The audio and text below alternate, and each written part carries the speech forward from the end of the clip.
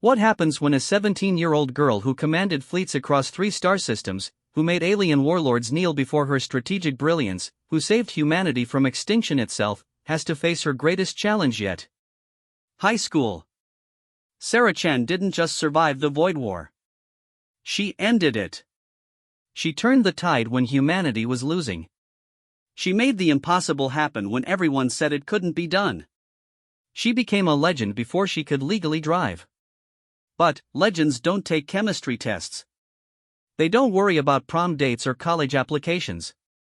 They don't have to prove themselves to teenagers who think popularity is power and grades are glory. Sarah thought she knew what battle meant. She was wrong. This is the story of humanity's greatest war hero discovering that sometimes the hardest fight isn't against alien invaders or cosmic threats.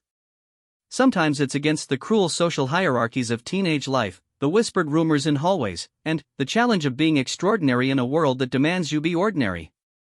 Get ready for a tale where military tactics meet high school drama, where a girl who conquered the stars must now conquer something far more complex: fitting in. Because Sarah Chen is about to learn that winning wars is easy compared to winning hearts, and that her greatest victory might not be saving humanity, but saving herself from becoming just another cautionary tale of a hero who couldn't handle peace. The war is over. The real battle is just beginning. Sarah Chen stood before the bathroom mirror in her childhood bedroom, staring at a stranger wearing her face. The reflection showed a 17-year-old girl with tired eyes that had seen too much, hands that trembled slightly from muscle memory of gripping plasma rifle triggers, and scars hidden beneath carefully applied concealer. Tomorrow, she would walk through the doors of Jefferson High School for the first time in 3 years. The thought made her stomach twist in ways that facing down Krillian death squads never had. The medals lay scattered across her desk behind her, catching the morning light streaming through windows that overlooked a suburban street she barely remembered. The Distinguished Service Cross. The Solar Defense Medal. The Victory Star. Each piece of metal represented battles fought in the cold vacuum between stars, decisions made when humanity's survival hung by threads thinner than spider silk. Now they felt like artifacts from someone else's life. Her mother's voice drifted up from downstairs, cheerfully discussing lunch money and class schedules with Sarah's father. They were trying so hard to pretend everything was normal, that their daughter was just another teenager returning to school after a long absence. Not the youngest fleet commander in human history. Not the girl who had outsmarted the Void Lords when seasoned generals failed. Not the hero who had saved humanity from extinction. Sarah picked up her new student ID card. The photo showed a girl trying to smile, but her eyes held depths that no 17-year-old should possess. Sarah Chen, grade 12, student number 847293. No mention of the 3-star systems she had liberated. No reference to the peace treaty she had negotiated while sitting across from beings that could disintegrate her with a thought. Just another senior trying to graduate. The uniform hanging in her closet was standard-issue civilian clothes now. Jeans, sneakers, a simple blue sweater that her mother had picked out during a shopping trip that felt like visiting an alien world.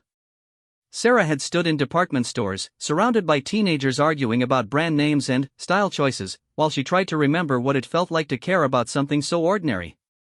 The sales clerk had complimented her on her mature taste, not knowing that Sarah had learned to make decisions under pressure when lives hung in the balance. Her phone buzzed with messages from her former unit. Marcus, her old communications officer, now studying engineering at Mars Tech. Elena, who had served as her tactical advisor, working for the diplomatic corps on Europa. They checked in regularly, these soldiers who had followed her into impossible battles and somehow lived to tell about it. Their messages were carefully casual, asking about her first day back and pretending they weren't worried about their former commander adjusting to civilian life. Sarah's fingers traced the communication implant behind her ear, now dormant and silent. For 3 years, it had connected her to vast networks of information, real-time battle data, and the voices of thousands of soldiers who looked to her for guidance. The silence felt deafening. No strategic updates. No casualty reports. No desperate calls for reinforcement or evacuation. Just the ordinary quiet of a suburban morning. Her reflection stared back at her as she practiced smiling. It looked wrong somehow, like wearing a mask that didn't quite fit. She had learned to address alien dignitaries, to speak before the United Earth Congress, to deliver speeches that inspired soldiers to charge into certain death. But the thought of making small talk with classmates about weekend plans made her palms sweat. The war had ended 6 months ago with Sarah standing on the bridge of the UES Defiance, watching Krillian dreadnoughts retreat into hyperspace. The Void Lords had agreed to the ceasefire she had proposed, recognizing her as humanity's representative despite her age. The celebration that followed had lasted for weeks across human space, but Sarah had felt detached from it all, like watching a movie about someone else's life. Now came the hard part. The peace.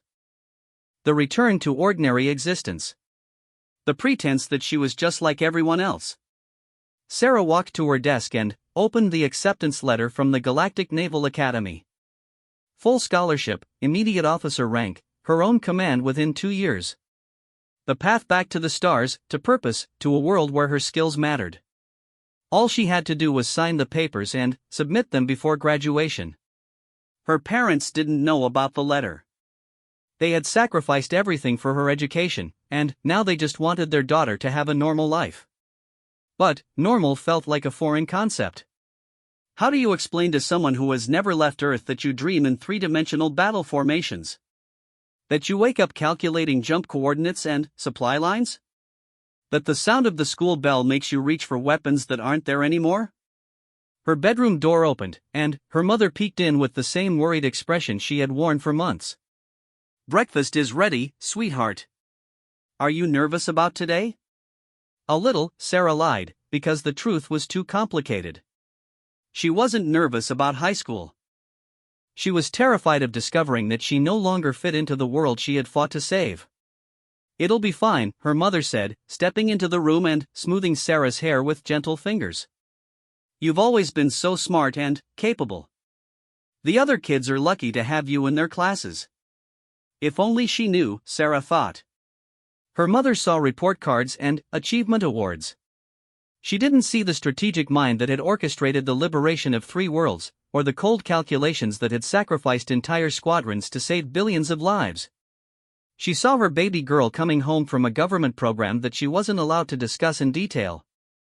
"Mom," Sarah said carefully, "what if I don't fit in?" Her mother's expression softened. "Oh honey, everyone feels that way sometimes. High school can be intimidating, but you'll make friends. You always were good with people." Sarah nodded and smiled, filing away another reminder of how different her world had become. Good with people. She had been good with soldiers, with diplomats, with alien species whose psychology barely overlapped with human thinking. But teenagers worried about different things than survival and victory.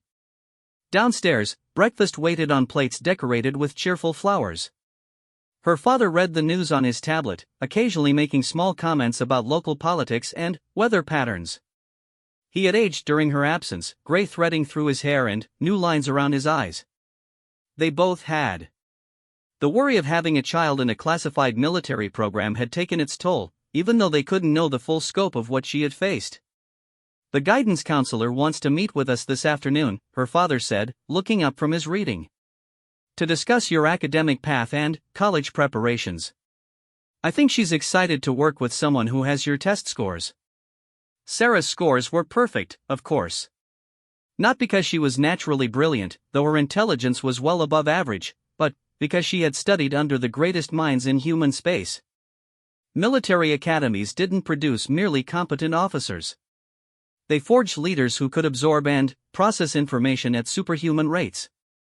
She had learned physics from the designers of faster-than-light drives, strategy from generals who had won impossible campaigns, xenology from the first humans to make contact with alien races. "That sounds good," she said, cutting her toast into precise geometric shapes without thinking about it. Old habits from military mess halls, where efficiency mattered more than presentation. Her parents exchanged glances. They did that often now, these small moments of silent communication about their daughter who had returned changed in ways they couldn't understand. Sarah pretended not to notice, but her tactical awareness picked up every micro-expression and body language cue. They were worried about her adjustment, concerned about her emotional state, and completely unequipped to help her process experiences they couldn't imagine.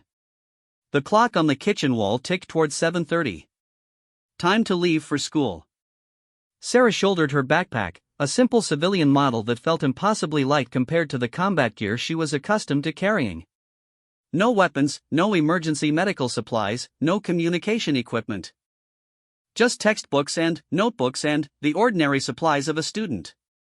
"Have a wonderful first day," her mother said, hugging her tightly. "I love you so much." "Love you too, Mom." The walk to Jefferson High took 12 minutes through tree-lined streets that seemed like something from a historical documentary. Sarah had spent so long in sterile starship corridors and alien environments that Earth's natural beauty felt almost overwhelming. Birds singing in the branches. The smell of grass and flowers. Children playing in yards behind white picket fences. This was what she had fought to preserve, the ordinary peaceful existence that humanity deserved. But it felt like visiting a museum exhibit labeled normal life rather than coming home. The school building loomed ahead, 3 stories of red brick and large windows filled with the sound of hundreds of teenage voices. Students streamed through the main entrance in groups, talking and laughing with the easy confidence of people who belonged in this world. Sarah approached the crowd and felt her strategic mind automatically cataloging social hierarchies, identifying leaders and followers, mapping the complex web of relationships that governed this smaller battlefield. Because that's what it was, she realized. Another battlefield. Different rules, different objectives, but still a place where survival depended on understanding the terrain and the enemy. Sarah took a deep breath and stepped through the doors of Jefferson High School, leaving the war hero behind and trying to become, for the first time in years, just a normal teenager. The irony wasn't lost on her that this might be the most challenging mission she had ever accepted. The hallways of Jefferson High School stretched before Sarah like a maze designed by someone with no understanding of efficient traffic flow. Students moved in chaotic patterns, clustering around lockers and doorways in ways that created bottlenecks and confusion. Sarah's military-trained mind immediately began calculating optimal routes and crowd management strategies before she caught herself. This wasn't a tactical situation requiring her intervention. This was just high school. Her first period was advanced placement chemistry with Mr. Davidson, a balding man in his 50s who looked at Sarah with the enthusiasm of someone who had just discovered a new favorite student. Her placement tests had indicated she could skip several grade levels, but the guidance counselor had recommended a gradual transition. Sarah suspected they were worried about her social adjustment more than her academic capabilities. "Sarah Chen," Mr. Davidson said, consulting his roster. "I see you're joining us from a specialized program. We're currently studying molecular bond structures. I hope you won't find the pace too slow." Too slow. Sarah had studied theoretical chemistry under Dr. Martinez, the woman who had designed the quantum fusion reactors that powered humanity's starships. She had applied chemical principles to create atmospheric processors for hostile worlds and develop life support systems for alien environments.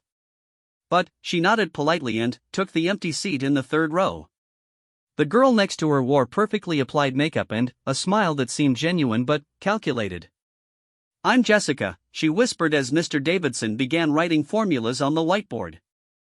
"You must be the new transfer student everyone's talking about. Where did you come from?" Sarah had prepared for this question, rehearsing the cover story that intelligence officers had crafted for her return to civilian life.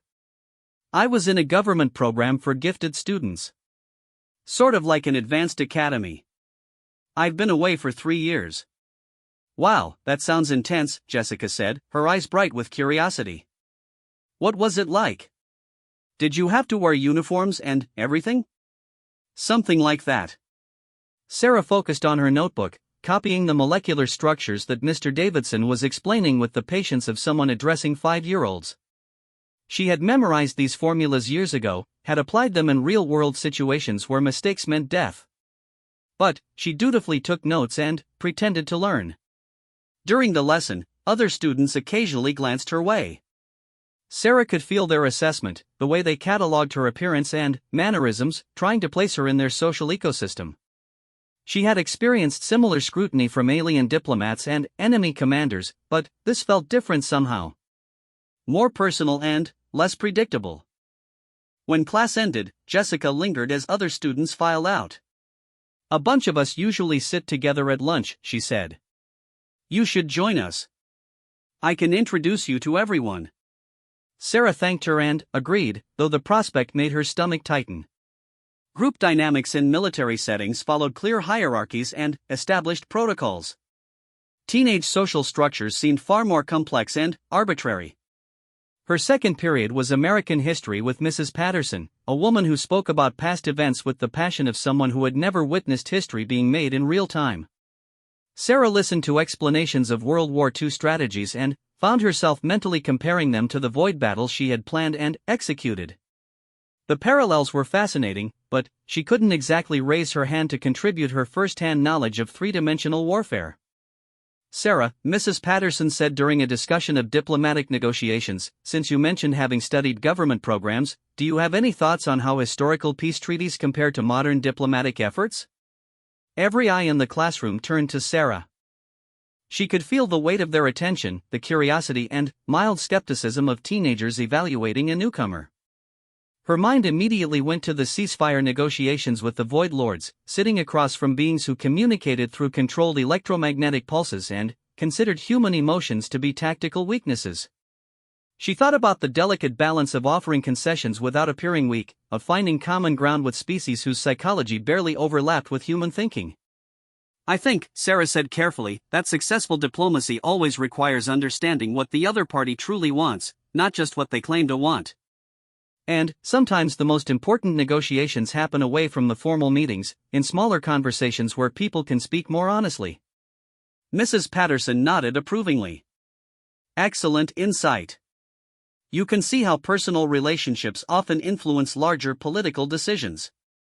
The student behind Sarah, a boy named Kevin with carefully styled hair and an expensive watch, leaned forward slightly. That sounds pretty advanced for a high school student, he said, not quite loudly enough for the teacher to hear clearly. What kind of government program teaches that level of political theory? Sarah met his gaze steadily. She had dealt with plenty of skeptics and challengers during her military service. The kind that prepares students for leadership positions, she said simply. Kevin's expression suggested he found her answer either impressive or annoying. Sarah couldn't quite determine which, and the ambiguity bothered her more than outright hostility would have. In military settings, she always knew where everyone stood. Third period was calculus, where Sarah discovered that mathematical concepts she had applied to calculate hyperspace jump coordinates and orbital mechanics were being taught as theoretical exercises. She completed the assignment in 10 minutes and spent the rest of the class period observing her classmates struggling with problems that seemed elementary. The teacher, Mr. Foster, noticed her rapid completion and approached her desk. Have you studied calculus before? He asked quietly. Some, Sarah said, which was technically true. She had studied it extensively under the finest mathematical minds in human space, applying it to real-world problems that could determine the fate of entire star systems.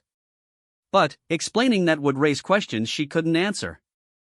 I might have some additional assignments that could challenge you more appropriately, Mr. Foster said. I don't want you to be bored. Sarah appreciated his consideration, but boredom wasn't her primary concern. She was more worried about the growing sense of disconnect between her experiences and the world she was supposed to fit into. Every interaction felt like a performance, every conversation a careful dance around topics she couldn't discuss. By lunchtime, Sarah felt emotionally exhausted in ways that commanding fleets through battle had never made her feel. She found Jessica and her friends at a table near the windows, a group of 5 girls who seemed to represent the social elite of Jefferson High. They welcomed Sarah with friendly curiosity, asking questions about her mysterious background and sharing gossip about teachers and upcoming events. So what was your program like? Asked Amanda, a girl with perfectly straight blonde hair who seemed to be Jessica's closest friend. Were you at some kind of boarding school? It was more like a military academy, Sarah said, sticking to the prepared cover story. Very structured. Lots of leadership training and advanced academics. That explains why you seem so composed, said Brittany, the third member of their group. Like, you don't get flustered about anything.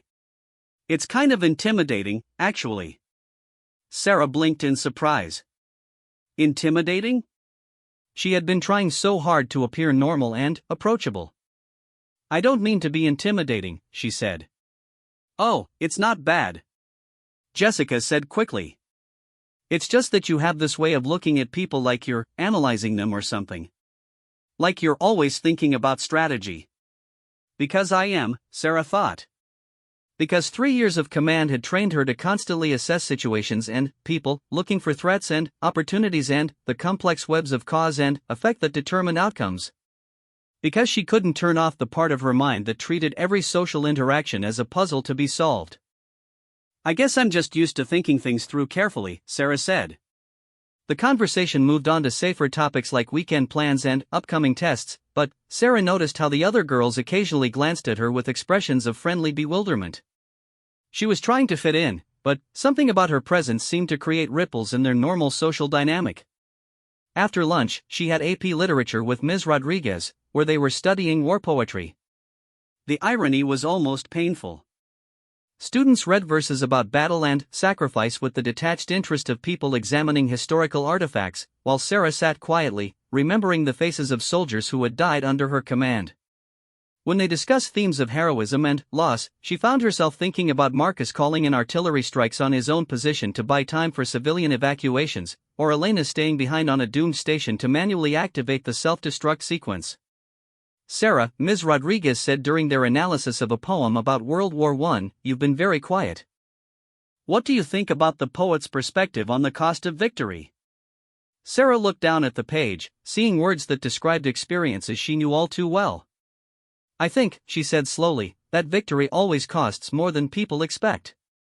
And the people who pay the highest price are usually the ones who don't get to see the celebration afterward." The classroom fell unusually quiet. Ms. Rodriguez nodded thoughtfully. "That's a very mature perspective. Have you given much thought to pursuing literature or writing?" "Not really," Sarah said. She had written after-action reports and strategic assessments, communications that dealt with life and death in technical language designed to minimize emotional impact. But poetry required a different kind of honesty, one that she wasn't sure she was ready for. Her final class of the day was AP Physics, where she encountered her first real challenge. Not academically, since she had applied these principles to design weapons systems and defensive shields, but socially. The class was small, mostly serious students who took their studies seriously, and it included Kevin from her history class. "So," Kevin said as they worked on a problem involving momentum and energy transfer, "what kind of government program did you say you were in?" Sarah looked up from her calculations, which she had completed correctly in half the time it took her lab partner. "I didn't say specifically. It was classified." Kevin laughed, but not in a friendly way. "Classified? Come on. What are you, 17 years old? What kind of classified program accepts high school kids?" Several other students were listening now, their attention drawn by Kevin's skeptical tone. Sarah felt the familiar weight of being evaluated, but this time she couldn't respond with the authority of rank or the backing of military protocol. She was just another student, and her claims sounded implausible even to her own ears. "There are programs for gifted students that work with government agencies," she said evenly. "It's not that unusual." "Right," Kevin said, still smiling. "And I suppose they taught you to be a secret agent or something. Is that why you talk like you're briefing the Pentagon?" A few students chuckled, and Sarah felt heat rise in her cheeks. Not anger, exactly, but frustration at being unable to defend herself properly. She had commanded respect from alien dignitaries and enemy officers, but she couldn't convince a teenage boy that her experiences were real. "I just take academics seriously," she said. "Sure you do," Kevin replied. "We all do. But most of us don't act like we're running a military operation every time we walk into a classroom." The teacher, Dr. Williams, chose that moment to call for attention, ending the conversation before Sarah could respond. But she could feel the ripple of doubt that Kevin's challenges had created. Other students were looking at her differently now, with curiosity mixed with skepticism. As the school day ended and students flowed toward the exits, Sarah walked alone through the parking lot, processing the day's experiences. She had expected academic challenges, social awkwardness, maybe some difficulty adjusting to civilian life. She hadn't expected to feel like a fraud, like someone pretending to be something she wasn't. But wasn't that exactly what she was doing? Pretending to be a normal teenager when she was actually a decorated war hero? Living a lie constructed by intelligence officers who thought it would be easier for everyone if she just disappeared into ordinary life? Her phone buzzed with a message from Elena. "How was the first day, Commander? Still planning to join us normal humans?" Sarah smiled despite her mood. Elena was one of the few people who understood the strange position she was in, caught between two worlds that seemed increasingly incompatible. She typed back, "Day 1 survived. Still not sure about the whole normal human thing." The response came quickly, "None of us are normal after what we've been through. The question is whether you want to pretend to be normal or find a way to be yourself." As Sarah walked home through suburban streets that felt like a movie set, she found herself thinking about Elena's words. Was she trying so hard to fit in that she was losing sight of who she actually was? And, if so, what did that mean for her future? The acceptance letter from the Naval Academy waited on her desk at home, still unsigned. Tomorrow would bring another day of high school, another day of pretending to be someone she wasn't. But, for the first time since returning to Earth, Sarah began to wonder if maybe the problem wasn't that she didn't fit into this world. Maybe the problem was that she was trying to fit into the wrong world entirely. Sarah's second week at Jefferson High began with an announcement that would change everything. Principal Morgan stood at the podium during morning assembly, his voice echoing through the packed auditorium as he explained the school's new crisis management drill. A simulated emergency situation would test their emergency procedures, with selected students playing leadership roles to coordinate evacuation and response efforts. "We'll need student volunteers to serve as team leaders," Principal Morgan continued. "These positions require strong decision-making skills and the ability to remain calm under pressure." Sarah felt dozens of eyes turn toward her as Kevin raised his hand. "I nominate Sarah Chen," he said, his voice carrying across the quiet auditorium. "Since she claims to have military leadership training, this should be right up her alley." The suggestion carried an edge of challenge that everyone in the room could hear. Kevin had been escalating his subtle provocations all week, questioning Sarah's background and making comments about her serious demeanor. Now he was calling her bluff in front of the entire school. Principal Morgan looked at Sarah with interest. "That's an excellent suggestion. Sarah, would you be willing to participate as a team leader?" Sarah felt the weight of 400 students watching her, waiting for her response. She could decline, make some excuse about being new and unfamiliar with the school layout. It would be the safe choice, the one that kept her cover intact and avoided drawing more attention to herself. Instead, she stood up. "I'd be happy to help," she said. The murmur that rippled through the auditorium told her she had just passed some kind of test, though she wasn't sure whether she had passed it well or poorly. After the assembly, Jessica caught up with Sarah in the hallway. "Are you sure about this?" she asked, genuine concern in her voice. "Kevin's been trying to make you look bad all week. What if this is some kind of setup?" Sarah appreciated the warning, but she had dealt with far more dangerous adversaries than a skeptical teenager. "I think I can handle it," she said. "But what if you can't?" Jessica pressed. "What if the drill goes badly and everyone sees? Your reputation here could be ruined before you even really have one." Sarah paused, considering this.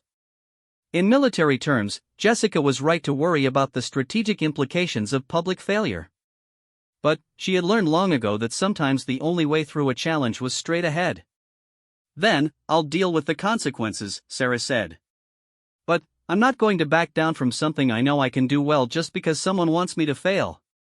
The drill was scheduled for Friday afternoon. Sarah spent the intervening days observing the school layout with new intensity, noting emergency exits, choke points, and the locations of critical infrastructure. She mapped out optimal evacuation routes and identified potential problems with crowd control. It was second nature to her now, the kind of tactical assessment she had performed countless times before combat operations. But she also found herself paying more attention to the social dynamics around her. Kevin's challenge had shifted something in the school's perception of her. Some students seemed excited to see what she would do, while others appeared skeptical or even hostile. Sarah realized she had become a focal point for tensions she didn't fully understand. During lunch on Wednesday, she sat with Jessica's group as usual, but the conversation felt different. more careful, as if everyone was walking around topics they weren't sure how to address. So, Amanda said eventually, "Are you nervous about Friday?" "Not really," Sarah said, which was true. She had led evacuation operations under enemy fire, coordinated mass relocations of entire populations. A school drill barely registered as a challenge. "Kevin's been telling people you're going to embarrass yourself," Brittany said, then immediately looked like she regretted speaking. "Brittany," Jessica said sharply. "What?" "I'm just saying what everyone's talking about. He thinks Sarah's been making up stories about her background, and Friday's going to prove it." Sarah set down her sandwich and looked at Brittany directly. "What kind of stories does he think I've been making up?" "He says there's no way a government program would give real military training to teenagers," Brittany